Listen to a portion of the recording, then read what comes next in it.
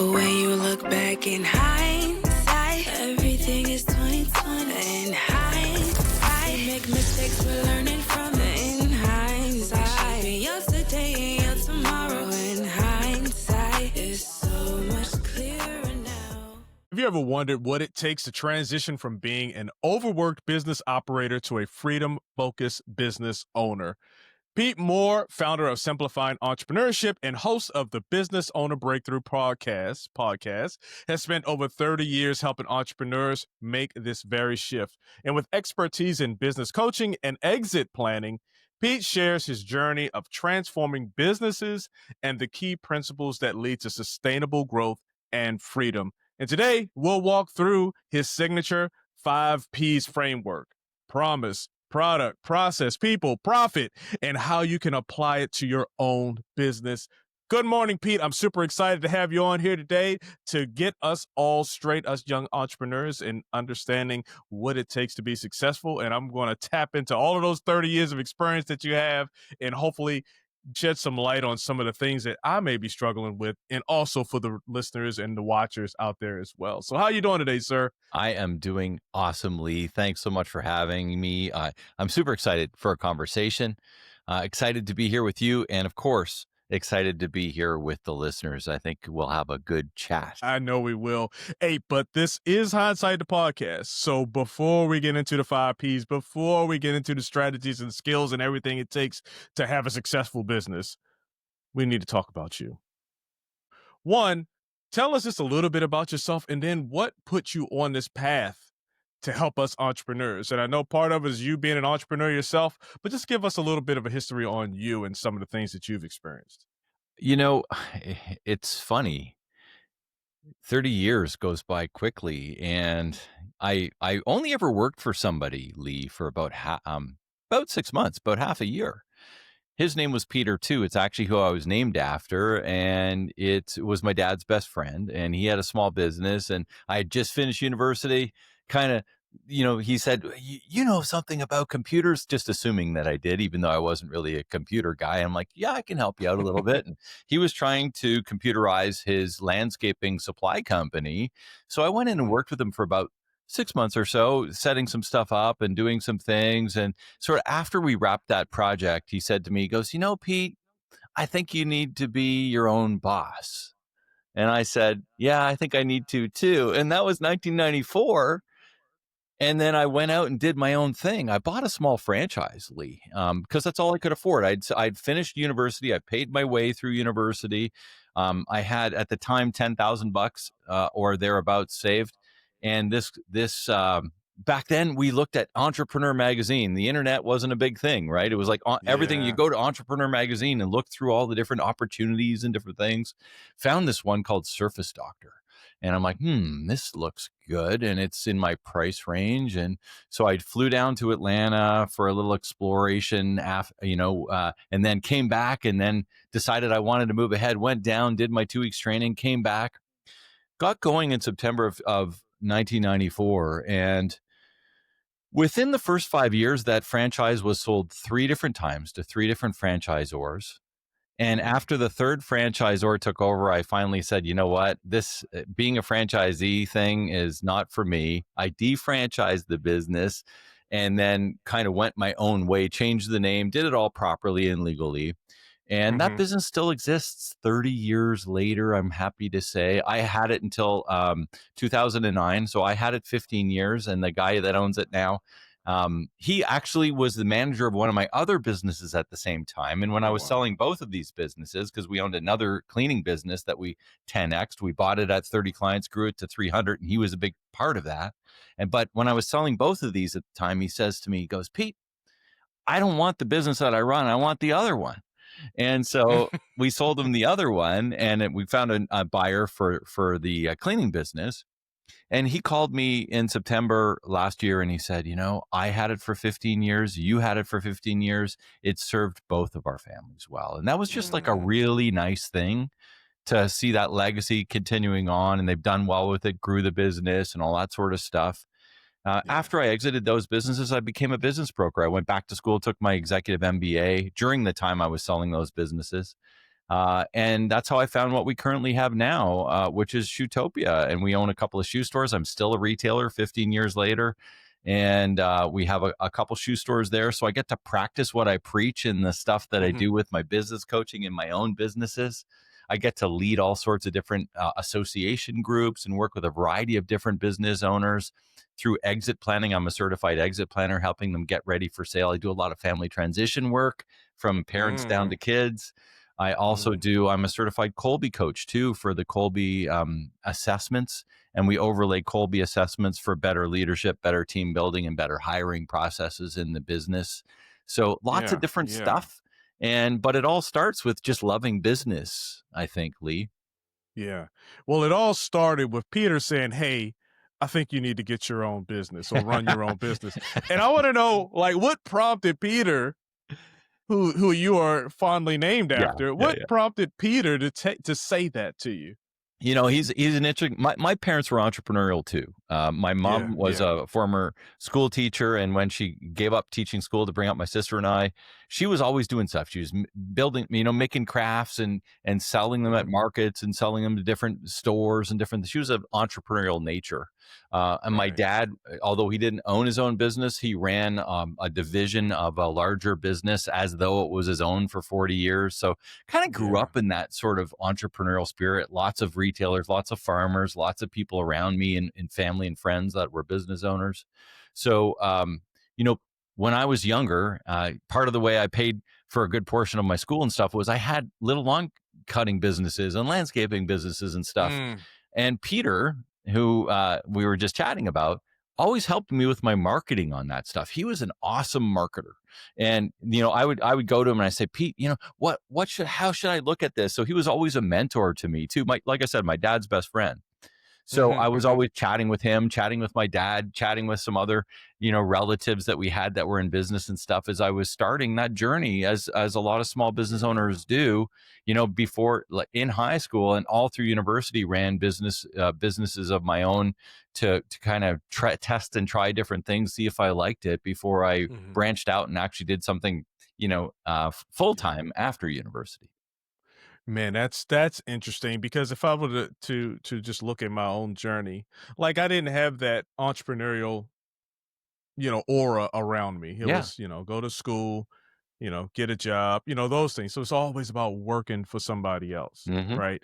And now in my later stages, I see the flaw, the flaw in that philosophy, right? And it's not necessarily a flaw, It's not. right? It is what it is, right? But for someone, say you're talking to me right now, and I'm like, "Hey, Pete, I wanna get out of the business. I wanna get out of corporate or whatever, Yeah. right? And I wanna start my own business." Like, where do you what is the mindset shift? Because the way this country, for me, from my perspective, is designed is school, college, job, retire. You know what I'm saying? And that's pretty much it. Work for somebody else. So to get out of that mindset, what would you tell someone is the first thing that you need to consider? It's interesting, Lee, because entrepreneurism isn't for everybody. Yeah, exactly. And, I'll use my in-laws as an example. Mhm. They were from the Ottawa area, which I'm Canadian and Ottawa is our nation's capital, and they're government people. They worked in the Mhm. government, they put in their time, they, did their things, they retired, they had a pension, and, Mhm. you know, my wife's mom's still alive, she's 94, she's been retired for 40 years and has collected a Yeah. pension longer than she worked for the federal government. Yeah. And for some people, that's a good life. Mhm. Mhm. And they never had to really worry, but they had to live by a budget, and they could sort of plan that sort of thing and all that kind of thing. Yeah. That's not an entrepreneurial life. Mm. And so if you're looking for an entrepreneurial life, you will go through ups and downs. You will have a hard time making payroll sometimes. You will Mhm. enjoy the fruits of your labor sometimes.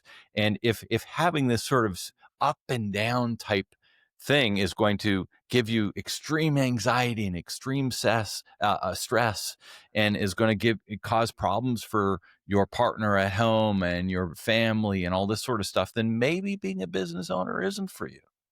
And, Mm. It's not for everyone. But for, Mhm. and I'll say I've been a business owner all my life. I wouldn't change it for the world. But there is a reason that under 10% of people are business owners, because the other 90% of people, it just isn't for them. But for Yeah. those listening, we have to assume that most of those fall into this 10%. And if that's the case, then it's a great life. It's a Mhm. life that you can design. I like to think this idea around, when we start looking for businesses, and a lot of the business owners I work with have been at it for a while, and they've reached some sort of plateau that they're trying to get through. And, Okay. but for those startup years, the 1 to 3, sort of 1 to 3, 3 to 5 years, it's like all in. You got to be ready to be all in, because I have not seen somebody starting up in business that's like, okay, well, I'll put in my 35 hours and expect that I'm going to do what I do. And all, like, if that's your attitude, it's probably not for you. Like, Yeah. unless you have huge pockets full of cash, you're going to have to get in there and do the work. You're going to have to, like, ready to go. You're going to have to fire the passion in the Mhm. morning when you get out of bed in order to make this thing happen, because it will be reliant upon you for the first little while. You Mhm. have to be self-motivating, or at least surround yourself with a community that's going to help you be motivated every day to do what you need to do. Potentially have a coach, all these different things along the way that are going to help you get there even faster. And I think one of the beautiful things Yeah. about the entrepreneurial community, Lee, is that most of us in business want to see the people that are coming in behind us get there quicker, have it easier, not go through the pains that we've gone through. We want to help them be successful because we've felt, those sort of doldrums along the way, and we don't Yeah. want others to do that. So, I do think that there's great communities out there for people starting businesses that are going to, if you get in that right community, it's going to sort of pop you into orbit a lot quicker than just trying to struggle doing it all by yourself at home in your office. Man, that's a that you I heard about 5 or 6 things you should consider. One biggest thing is if you're in a relationship, then have that conversation. And I think, you said that you have to be all in. I think both of you have to be all in mentally, at least. For They sure. may not be doing the work, but mentally for sure. And then getting that community, that motivation, because a lot of, I've interviewed a few entrepreneurs, and some of them say it's a lonely journey. It is. It's a lonely journey. So if you have some like-minded individuals, you get into this community, this team, you know, this aura of entrepreneurial spirits and successful thinking, this journey, then I believe that would help you out because you never really know. Well, what is it? You don't know what you don't know, Yeah. right? But Pete might. Pete might know what you don't know. You know what I'm saying? Peter, for you, might know what you don't know. So getting those communities is very valuable from my perspective. What you think on that? I mean, I run mastermind groups and do different Hmm. association groups and things like that, and I see the Yeah, value in, yeah, like, as the moderator for the groups. It's just an amazing thing to see, once these people, it's like, "Oh, I've done that before. Try this. Oh, there's an app that I use for that. Try this." And it's yeah. like, it just sort of, it makes things so much easier for everybody. And Hmm. if you get in that sort of framework, then it's like, wow, I could have spent a year learning this, or I could be with the right group and bypass a lot of this. Yeah. So yeah, from those things, I think it's just an incredible thing, and that could be your local chamber of commerce. If Hmm. they have a little business group, BNI type things, I've seen those. There's lots of different associations if you're, depending on your industry. My feeling is that you should belong to, I'll give you an example. We own shoe stores. I belong to the National Shoe Retailers Association. They have a yearly convention, which was last week in Phoenix. I was at the convention. It was, like, so powerful to talk to other people Hmm. in my own industry for 3 days, talking about all these different things, seeing the speakers that are relative to my industry, sitting in groups and round tables. I also am a onboard coach with the NSRA, so I go as a retailer, but I'm also on the back end. I help through their next gen, helping their family transition businesses, and I speak on stage and do a bunch of groups coaching and stuff with them. So I kind of that one is kind of interesting because I'm there Yeah. as a coach, but I'm also there because I want to learn from my own Yeah. stores. I like that. I like that. Man, there's an energy about going to these conventions. I'm in the middle. Well, I'm a veteran. I'm Yeah, a little old now, yeah, but I hear you. I'm I'm a veteran. And I went for the first time. It's like 2024, maybe it was last year. I Hmm. went to this called a MIC conference, Military Influencer Conference, Nice. and you go there. I just went there, eyes wide open, no pre, Yeah. whatever. So I go in there, it is so empowering. You get to see like, oh, this guy did what I did, and now he's doing this. This young lady, did what I did, just meaning being in the military, and now they're doing this. And you get inspired, and you get perspectives, and you get knowledge, and you get all this stuff, and you get this motivation. When you're at these conventions, you get motivated. Now, for you, it's not too hard because you're that guy. How do you take that motivation? How do you get all of that energy and just bring it back with you and kind of infuse it into your business? What kind of advice would you give for the entrepreneur who's at their convention in their job, how Oh to man. take that and bring it back and infuse it in their journey? I think if you go with the mindset, I'll give you an example. Next week, Mhm, I'm going to another one. I'm going to, as you had mentioned, I'm a certified exit planner, so mhm, I have to go and get my credits essentially for continuing that on, and it's in Florida next week. So mhm, there's 2 full days of different meetings.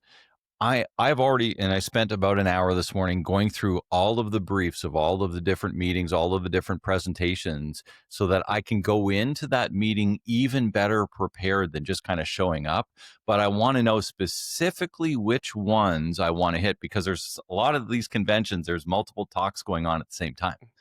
So I've picked the ones and aligned with the ones that I want to do because I know in the back of my mind, this is the avenue that I'm taking so that I can actually get the information that I need to get from those speakers, be sitting next to other people in that room that are probably in the same situation as me, and hopefully making some connections along the way as well, and yeah, then aligning some of the talks and some of the different people that I want to meet at the trade show. Because most of these things have a trade show component too, and you know who's going to be there. So basically, doing your research on each of those, and if there's 3 or 4 different booths that you want to stop at, make sure that you're putting them into it so that you can say, I think this is a technology I'm interested in. I think this is a talk that I'm interested in. I think these people can help me do this portion of my business. And I want to find the information when I'm there so that I can bring it yeah, back and then do what I need to do to activate. And I think the big thing is that if you can plan as much as you can some of these things, it allows you to take more away. The next big piece with any of these conventions is that you go in with your eyes wide open, but with the lens in that there are mhm, 1, 2, or 3 things that you really need to focus on at this. You want to yeah, experience everything, but the focus should be on 1, 2, or 3 things because the funnel's pretty big and you can't do everything. you can't. And you get all this stuff and you're like, oh, that's a great idea. That's a great idea. That's a great idea. And you get home and you're like, there's too many ideas. I'm not going to do any.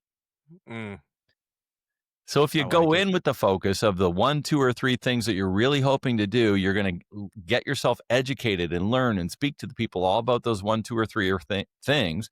Then you Mhm, activate those things when you come back, and the rest yeah, of them become secondary. And if you get to them next quarter, great. And if you don't, you might be 2 quarters away before you get to them. At least they're sort of burning in the back memory that you can get to these down the road. But my focus was these 3 things, and that's what yeah. this is, that idea of what I call prime priority, where we always Mm, need to be focused on the prime priority of whatever it is we're doing so that we don't get overlaid. A lot of small business owners, Lee, and you're probably the same as me this way. It's like mhm, we take in a lot of stuff. yeah, There's a lot of information. And it's yeah. like, what and I love a lot of it, but I don't have time. There's only 24 hours in the day. So you got to pick what's most important and go with it. It's great advice. That's great advice. And I'll do a little rundown. I've been to plenty of conventions, but I went to Comic Con for the first time years Great. ago. I went to Comic-Con. I went there, I tell you what, eyes wide open. Didn't get any kind of floor chart, didn't get any kind of these people are going to be here, and it was overwhelming. And though it was an amazing event, Yeah. I did not go in there purposeful. You know what I'm saying? I did not go in there strategic and purposeful. I wrote that down based off of what you just said. So when I did go to the MIC, I've never been to one before, right? So what I did take from my Comic-Con experience, if I'm really thinking in hindsight, because I didn't think about this at the time, was I look for those itineraries or whatever. What is it called? What's going Agendas. on? Yeah. Yeah. The agendas, right? What's going on? And to your point, you can't do everything because at 10 o'clock, you have the storytelling professional. At 10 o'clock, you have, what's going on in supply chain at 10 o'clock. Like everything's at the same time. Yep. And sometimes it's the things that you really want to be a part of. So you got to really take a look at those things and be strategic, be purposeful. Which one do you need the most? Right. So I did take that. I did look at the agenda. I did schedule because I wanted to see go to a course on storytelling Yeah. and how to use it in business. That's amazing. That's an amazing thing to know about because we do it anyway. But now let's do it purposefully. Let's keep using that word. Exactly. So I love it. I love it. Get out there to those conventions. Make sure it's in your field, and if it's not, make sure it's something that can help you along your business journey. Okay. All right. We're still in hindsight right now. We're still in hindsight, Pete. Okay. So looking back on your own entrepreneur journey, Yeah. what would you say was the most pivotal decision you made that propelled your business forward, your businesses forward? Really, it's the addition of people, which is one of the P's in the 5P structure there that we were going to talk about. You can't do it on your own. And this idea of adding in process to your business and getting the crazy stuff out of your head as an entrepreneur. We talked already about this idea. There's just always stuff going on. We need to get it out and we need to put it into a process so that we can align and assign it to someone else. And I'll use the idea of bookkeeping, which is one that I often use. I've got 2 business degrees. I got a master's. I mean, I was pretty close to being a chartered accountant. I just don't like doing that work. I'm good at it. I don't like it. So one of the first things I did, 28 years ago or whatever, 29 years ago in my journey was to hire a bookkeeper because I realized even though I can do this work and I'm good at doing it, I don't want to do it. And it's not in the best use of my time. Yeah. And okay. I'm sorry. Yeah, go ahead, Lee. I think no, I was going to say that's the second time, I've heard it plenty of times before, but that was the second time where there was a definitive, this needs to happen. I had a young lady I was talking to and she said, I only do the things that I want to do. Not that I need to do. Yeah. Like the things that need to do, she'll have someone else do it, Right. So I just wanted to make that point. Go ahead. I'm sorry. I put most of my clients through this exercise called Love It or Leave It. And the exercise really goes like this.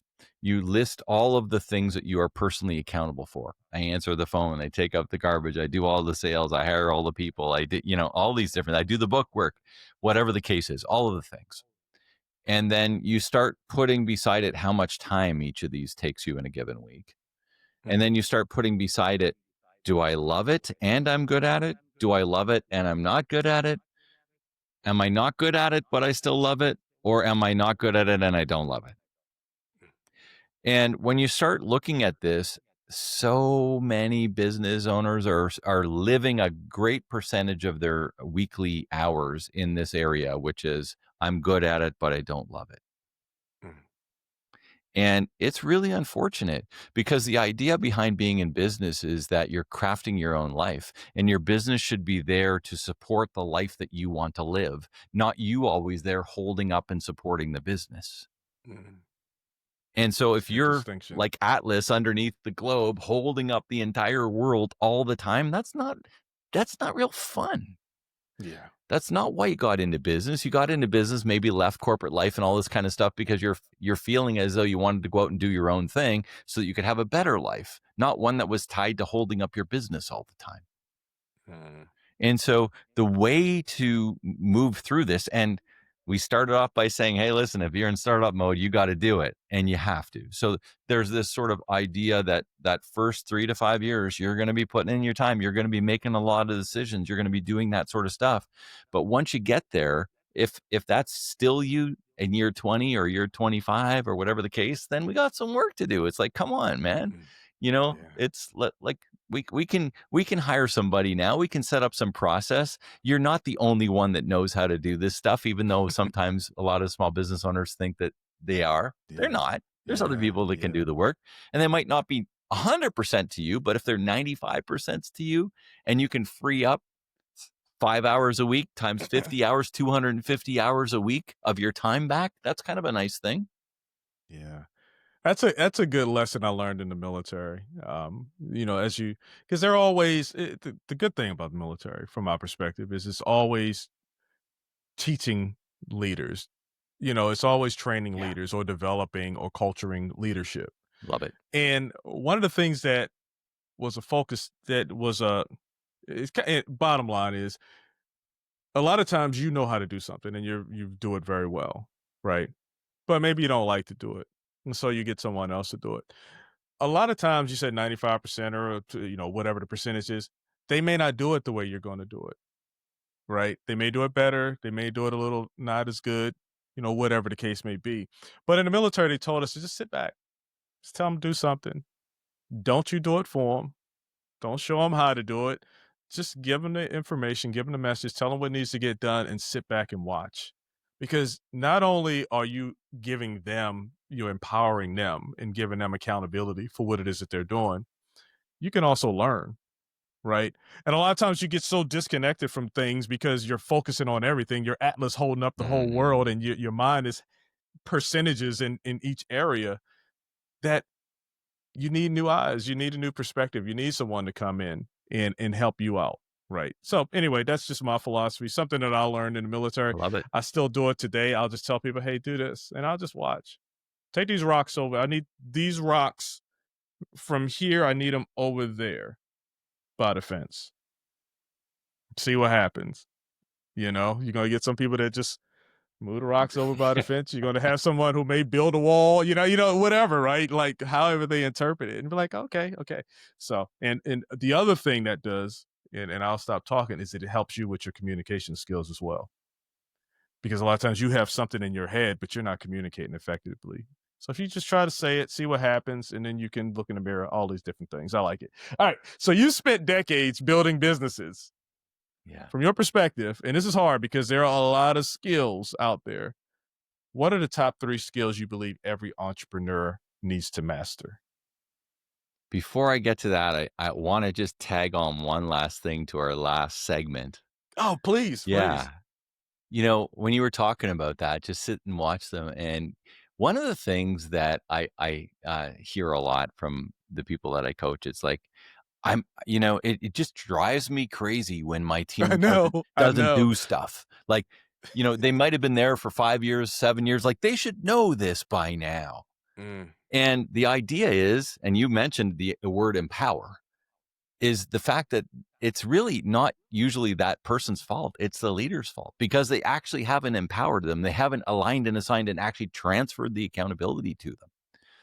So I mm, often will say to people, to leaders, if ever you think in your head, why don't they just do this? Then you should be asking them, when they come to ask you the question, you should be asking them, what would you do if I wasn't here? mm. Don't give them the answer. They're already habitualized into asking you because they don't feel that they have the authority yet. Yeah. So now you're actually flipping it, kind of like you were just saying, you're empowering them. And the best question to ask when you're thinking that in your head is, what would you do if I wasn't here? And then you wait in uncomfortable silence until they answer, because they're not going to be like, what do you mean? For the last 5 years, I've always had to come and ask you. Right. And so now That's you're it. starting to flip it That's it. back and you're saying, oh, what would you do if I wasn't here? And they're going to give you the answer. And 95% of the time it's going to be right because they've been with you and all this other stuff. And if there's that other 5% that you might have tweaked or changed or any of this stuff, that's your coaching moment. Yeah. Now you're their coach, right? And you're coaching them through, your structure, your system, your culture, all this other stuff. And you're like, that's awesome. I'd love this. The one tweak I'd make is right here or something like Yeah. that, you know? Yeah. And, Yeah. but this idea of empowerment, I think was really good. So I just wanted to follow that because I see this a lot in small business, Lee. And that's a pretty powerful question just to kind of come back. And then the hardest thing for most entrepreneurs is that they just have to sit and wait for the answer. Mm-hmm. Mm-hmm. Cool. So you had three more questions. Can you run me by those? All right. No. You mean me? Yeah. Yeah. I want you to tell me, Yeah. since you've been doing this, building businesses for decades now, Yeah. what are the top 3 skills that you believe every entrepreneur needs to master? Yeah. For me, the three, number one is communication. Mm-hmm. You have to be able to communicate, and you always need to be working on your communication skills, both internally and externally. So you need to be able to talk with your team, with your customers, with your suppliers, with your bankers. You need to be able to shout out the opportunities to all of your, everybody out there on the marketing front, and be able to public speak around what you do and that kind of stuff too. So communication, such a big one. Number Mm. two is structure. You need to understand how the structure Yeah. of a business works. And so many small businesses don't even have an accountability chart, or some people will call it an organizational chart. I prefer accountability chart. I like to know what people's accountabilities are.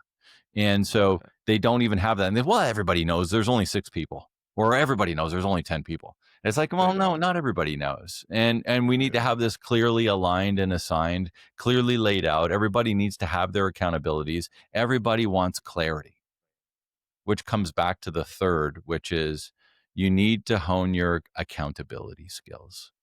Mm-hmm. And a lot of small business owners, because they've been doing everything themselves, it kind of goes back to this idea everybody's always coming. If your accountability chart is one big horizontal line and you are above that, that's a problem, right? It We need to is. structure not only your accountability skills, but the Yeah. accountability skills of the organization so that everything happens from bottom up. And so I'll briefly use an example. We own some shoe stores. Mm-hmm. If you came in and you bought a pair of shoes and you're a size 10 and you need a size 11, or maybe your wife came in and bought the size 10 thinking you were a size 10 but you're a size 11. So you come back in the next day and you've got this pair of size 10s and you walk in the door and you're like, oh yeah, love these shoes, my wife bought them for me yesterday, but I'm a size 11, these are 10s. And the clerk basically says, I can't do exchanges. I'll have to get the assistant manager. And you're like, oh, okay. I mean, exchange seems kind of basic, but okay. Mm. So she goes, get the assistant manager, and the assistant manager looks at the shoes and she goes, oh, I can do Birkenstock exchanges and New Balance exchanges, but you've got a Merrill here, and only the store manager can do the Merrills. What? Accountability. And Yeah. from a client perspective, you're thinking, what's going on here? But that's their process and structure that they've set up. Now, the store manager isn't here today. She's in on Monday, and this is Friday. And you're thinking, I just want to change these shoes. I can see it right there. The size 11's right on the shelf, right? And this is the kind of stuff that goes on when accountabilities are not clear, when structure is not clear, when things are, and this is a bit of a weird example, but it just sort of Mm-hmm. exponentiates the idea that weird stuff can happen through the lens of your customer experience if this stuff Yeah. isn't taken the way it should be. And then you're not living the promise that you want to live for your clients, and they're not getting the experience that they want. And your team doesn't really know who to go to, and the structure isn't right. All of these things work together in order to have a better business. But if it's all in your head as the business owner and it's not out there and laid out, that's a problem. Yeah. So Yeah. communication, structure, and accountability, 3 big things, Lee. Good answers. I love them. I love it. I love it. And I think about, it's always a challenge. Accountability is always a challenge because you always hold yourself accountable as a leader, right? Yeah. You should. Yeah. You don't always. All leaders don't. So I'm not going to make that broad statement, but you should. But in that you got to empower your people. And I love the accountability. I love using that word instead of organizational chart, accountability. Um, because at times I think I struggle with that. Sure. We all You do. you know, and now it forces me. I have to force myself at times to just do what I just told you. I do take the rocks and move them there from here to there. and just watch. Because I know what it looks like. I know here what I want it to look like once it gets over there, right?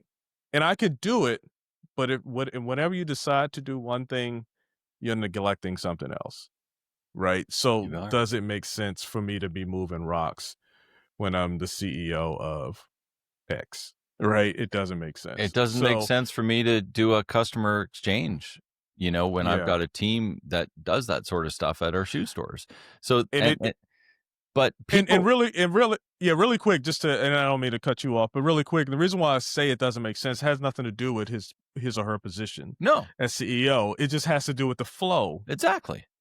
of the business that's happening. So go ahead. I mean, I'm completely aligned with you there. And Yeah, it's yeah, not like I won't do one. I will. exactly. But I can also tell you that the customer experience with me doing that will be much poorer than the person who does it every day. Yeah, My team yeah. generally tells me, you go sell, don't touch the computer. I know that's right. I've heard that before. So, Every time you do something, Lee, you mess it up. I got to go back and fix it. So just right. you do what you do. Yeah. We know our lanes. And Yeah. and you know what? As when we have clear accountabilities, if somebody Yeah. came in and said, I need to exchange this, I say I can absolutely do that for you. I'll get the shoe for you, but I'll tell you what, Jen can run it through the computer a whole lot quicker than I can, and she'll Yeah. knock it off for you. So we're Yeah. we're combining the Yeah. accountability here to give the best customer experience. So I've dealt with the Mm. person right there, and then I'm going to find that person or find that system or find that automation, whatever your business is, in order to make that customer service experience quicker, better, cheaper, faster, all of these different things so that we can live this journey. And that, because all of our businesses, Lee, want repeat customers. Yeah. We want them going away with a great experience. And when they look back Mm. at our store, it's like, I want them to look back at Shoetopia when they walk out the door and say, you know what? Shoetopia is my favorite shoe store. Yeah. Right. And And we all want and that. look forward to coming back. Not only to get the product, because you can get the product anywhere, Right. but to get that service. Exactly. Yeah, I like that. I like And that. go ahead. I wanted to go off on a tangent with the customer experience. Yeah. Because man, you get into work, you get into the business, and you start feeling what's inconvenient or uncomfortable for you, and sometimes you forget about the customer's experience. And I want you to remember you're in business to service the customer, right? To service that customer. And sometimes it's uncomfortable, and it's up to you to make it less uncomfortable, but always keep the customer experience in the forefront, right? Because that's what's going to keep you in business. Go ahead. I mean, I couldn't agree more. Without the customer, there is no business. Yeah. Right. And Yeah. when we look at sort of the 5P structure, the fourth P is people. And when we Mhm. look at, so I'll give you the 5Ps quickly. The first one's Let the promise. No. Oh, Don't do it yet, because let oh, me just say this. Your 5Ps framework is widely respected in business coaching. What is the 5Ps framework, and can you break it down for entrepreneurs looking to grow their businesses?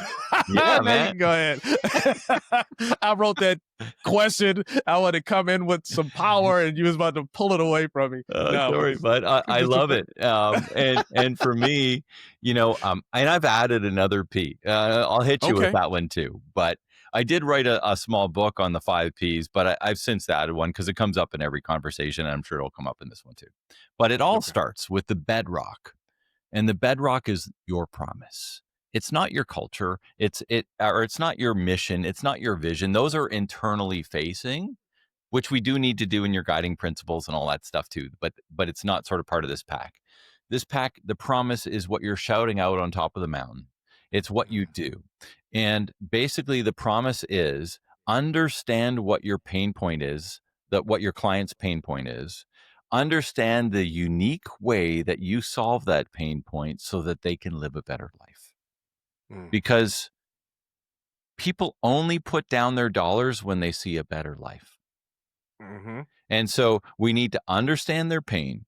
We need to come up with the product, the process in order to deliver that for them and cure that pain so that they can have a better life, which is the gain, Yeah. right? Pain to gain. Hmm.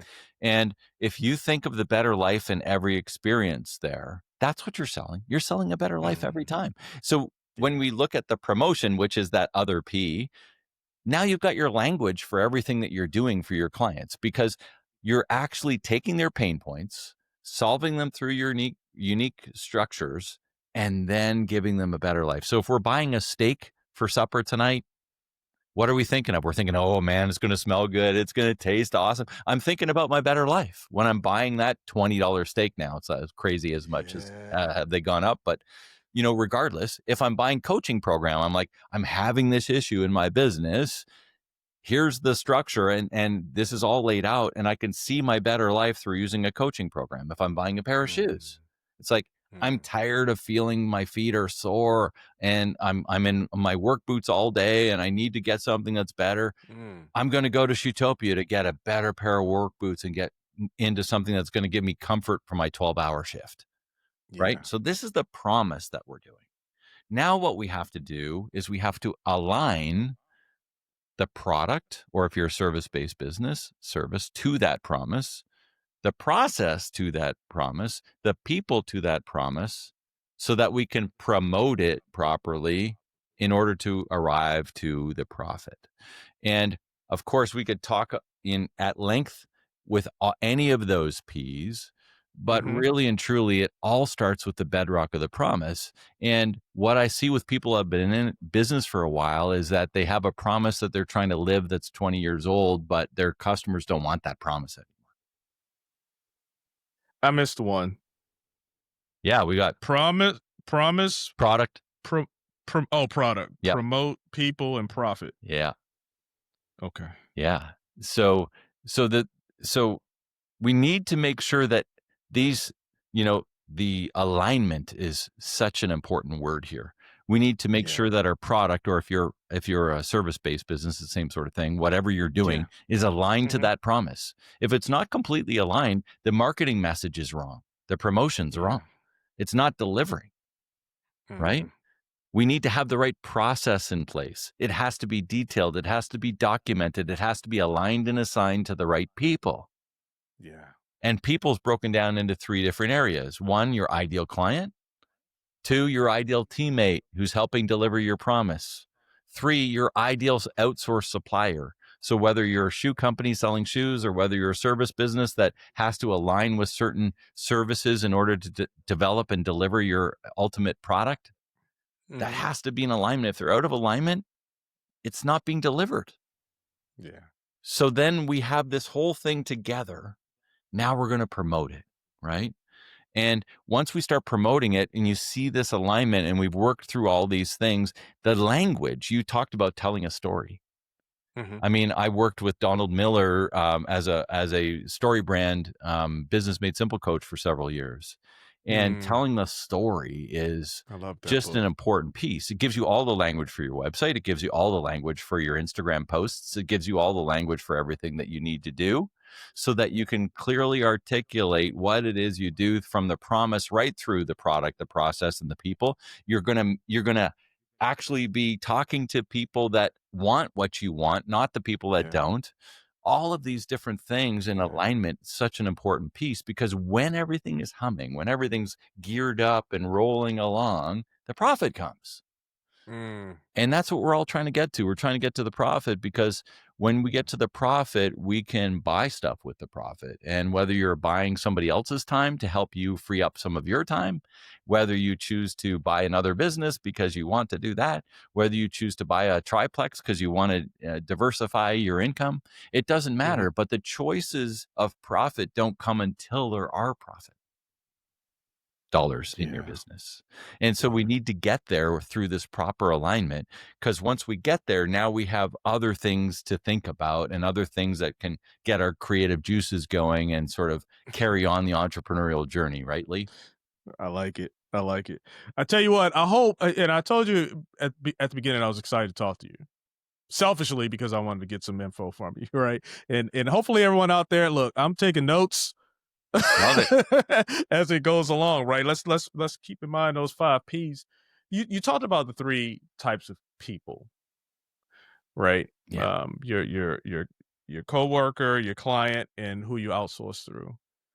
Like, give me a little bit more, as much as you can, on like your ideal, not client, but your ideal coworker. Mm. Like, how do you go and figure out what that looks like? What does an ideal coworker look like? And I know Well, it's different for everybody, yeah, but just overall totally generalities. Yeah. is.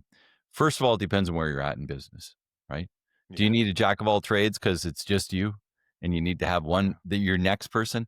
Or are you 20 people in and you need to start sort of getting specialists? Or are you 100 people in and you need to really dig down into that specialist accountability chart? So the Mhm. idea really is that it depends for different businesses. But one of the Mhm. reasons I became a Colby certified coach is because Colby is just such a wonderful tool for team building. And Okay. first of all, what Colby does is it allows you to better understand yourself. And when you better understand yourself, then you can build a better team around you. So, as part of our hiring practice, and a lot of my coaching clients, their hiring practice now, is that we use Colby as one of the interview tools in order to build out our team and what we call Mhm. right fit hiring. And Okay. so from that side of things depends. Am I hiring a bookkeeper? Am I hiring a marketer? Am I hiring a salesperson or am I hiring somebody to operate a machine on my floor? There's lots of different job duties and there's lots of different personalities and lots of different ways of making decision. We need to have a tool that helps us understand that. Colby's such a Mhm. great tool for that. And I've used it for years. And a few years ago, I said, you know what, I've used this for so long I need to become certified so I can help other people with this. And I think it's a big piece of what we do in order to find that right fit person. But first of all, you need to know, going back to love it or leave it, we talked about it a bit earlier. Mhm. Mhm. What is it you're getting rid of? Because you can't Yeah. just get rid of everything. You can't just have Yeah. another you. So Yeah. you need to start understanding those things. It's like, like for me, it was that sort of outside of hiring my first technician to go out and spray bathtubs and do some of the work. First of all had to get off the truck. Secondarily, needed to get out of the books. And so Yeah. just having this sort of understanding of the next progression is the biggest piece. And then once we find out what that next progression is, whether you need another painter, whether you need another salesperson, whether you need another, somebody on the floor to make your widgets, that's then we go after that and we look at that position and then we're hiring for that position. Because when we Yeah. take it back to the accountability chart, we're not looking for another Pete or another Lee. We're looking for a specific job and somebody's name is going to go under that job. It's not going to be the Yeah. person's name and then we'll find a job for you. That's the wrong way to hire. The right Mhm. way to Mhm. hire is I need somebody to fill the bookkeeping position. I'm going to hire the best person there, not, oh, I think if I hire Jill, she can do bookkeeping, marketing, and sales, and she can also clean the toilets and look after, opening and closing the door every day. Eh, Yeah. no. Yeah. Yeah. And I think a lot of small business owners fall into that sort of, especially on their first few hires. It's like, we just need somebody to do everything. Well, Yeah. those that usually doesn't work so well. Yeah. Yeah. Man, I tell you what, that's great advice. That's great advice. One, also like to just look. Well, I don't also like to. Let me look at see how I want to say this. One, I want to tell you something funny. I was sitting here and I'm listening to you talking, and then I got distracted. I got distracted because I had a cramp in my toe. And I was trying not to show the pain that was happening. I wanted to get up because you get up I do know. so you could, but I couldn't get up because I'm doing this right now. So I grabbed the water so you can look. So if there was some pain in my face, it was a cramp that was going through my foot. But what I know that's crazy. Hey, but when I was in the military, another thing, like we had teams, so it's totally different. Yeah. It's totally different. You'd be like, all right, you're the next one on the list. And when we come in as privates, when we come in, at the bottom of the totem pole, you're a jack of all trades. Yep. All right, I need you to go out and kick in this door. And when you get back, I need you to mop the floors, right? Whatever they tell you to do, you can do. But what happens is we do get into these roles. And say you hired Susie to be the accountant or the bookkeeper. Yeah. But, Susie has all the qualifications. You looked at her resume, had a great interview, right? But you watch people, you pay attention, you get to know who your people are. Susie may have a skill, an essential skill, and she's amazing at it in another totally different spot. You know what I mean? I do. And so then you got to consider, how can I leverage that? How can I leverage that? Should I go get another bookkeeper because she's really good at this and she loves doing this other thing, right?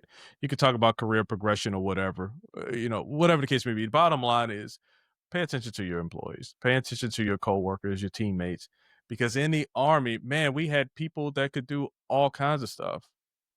It's like you're a machine gunner right now, but this guy has all kind of skills in fixing cars. Oh, our Humvee just broke down and we got to wait on the contact team to show up. They're 30 to 45 minutes out. John knows how to do this stuff. You know what I'm saying? It's little things, right? And that's a military perspective, but it happens everywhere. Like if you get to Yeah. know your people, it helps out down the road. All right. Do you have anything on that one? Because I just say my piece for some reason and I just jump to the next subject. Man, I couldn't agree more. I think, Yeah. you hire with purpose to fill the Yeah. position, but because that's number one. Number Hmm. two is what else can they do? And the big thing is that when you do align and assign another thing, like if we're thinking about it from the accountability chart perspective, one person can be in many of those boxes, especially in a small business. But if you have two people in one of the boxes, that creates uncertainty. So let's just say you have two people under the tag bookkeeper, because we've been using bookkeeper today. Well, Hmm. who is accountable for the books then, if there's two people there? But if Michelle's my bookkeeper and she's also a head of marketing because it's a small business, she's the person in charge for both of those. Hmm. Okay, that's clear. Right. And I so like these it. are the things that small business owners trying to get, like when I was talking about the clarity of accountability, this is the kind of stuff that can really make it clear, because a new person comes in to the business and we've hired a new salesperson and they look at the accountability chart and they see two people in bookkeeping or two people in HR. They're like, well, which one do I go to if I have an HR problem? Yeah. Right? Yeah. Whereas if they see that one person in three different roles, they're thinking, oh, this person must be an important person because they're in three different roles. And I know if it's marketing, I'm going to go there. And if it's accounting, I'm going to go here. And if it's sales, I'm going to go here. It's like I like clear. that. That's what people Yeah. want. All right. So you've had a business that served your family well for 15 years and you exit out of it. Mhm. You teach exit strategies. Yep. What would you say are the common mistakes owners make when trying to sell their businesses or Mm. business? Well, man, we can, are we talking for the rest of the afternoon? No. I think a couple big ones, like just Yeah. overview ones, because these, like everyone's another episode. The biggest one is and I mean, it's been a bit of a topic here today, but it's true. Bookkeeping. Bookkeeping's a problem in a Mm. lot. Like if you can't prove your numbers, nobody's going to buy your business. Yeah. It's big. Yeah. And here's another thing. Most small business owners want to show no profit so they don't have to pay taxes. Yeah. But if you're looking for a multiple on your business, what are people buying businesses on? Multiples of profit. So if you're not showing any profit, 10 times 0, 20 times 0, doesn't matter, it's 0. Yeah. So we need to be able to understand the numbers. We need to be able to recapture some of those things. We need to be able to go through stuff. And it takes sometimes a couple of years of good books in order to get your business for sale. It's not a house. So that's number one is books. Number two is most small business owners don't realize how long it actually takes to get their business ready for sale and to what I call value acceleration. And when we're trying to get into the value acceleration mode, knowing that 3 to 5 years down the road, we're going to sell this thing. Okay, so what do we need to do? How do we need to set up our structure? How do we need to set up our people? How do we need to set up our clients? Do we have the contracts in order? Do we have our lease for the next X amount of years so that the new person's not going to have to worry about the lease? All of these different things come into play. Most small business owners who have never been through this before, have never done due diligence, have never gone through any of that stuff. They just think, oh, well, like their house. It's like, I'll put it up 3 months from now, it'll be gone. Not so much. Yeah. Yeah. All right. So let's see. I've asked you a few questions. We talked on a few different topics. So now I want to put it on you. What is something that you wish I had asked you? Or what is something, maybe not that I asked you or you wished it, something that you like to tell the listeners, the watchers, that you believe is worth hearing? I think one of the things that is important for small business owners is that basically 1 in 2 small business owners exit their business because they have to. The Mm, other exits because they want to. And we all want to think that we're going to be in the latter part, but that's not often the case. And I'm going to give you a few things to think about. People die early before that they ever thought they would have. Death is a major cause of business failure. 2, divorce. Divorce is a major cause of business failure. Even if your partner is not your partner at work, just your partner at home, they're going to want 50%, give or mhm. take, right? Yeah, And yeah, sometimes that causes the failure of the business because they can't figure it out. yeah. Disability. As a military Mhm. vet, stuff can happen. Well, it Yeah, can happen when you're in the military, but it can happen when you're a civilian too. And if you get hit by a bus, if you get cancer, if you have mhm. to, one of my store managers, her husband's my age, 54 years old, got ripped open last week for 2 new valves in his heart. He's going to be out for a year. If Yeah, you're out of your business for a year, is that going to cause major distress, which is another one, distress?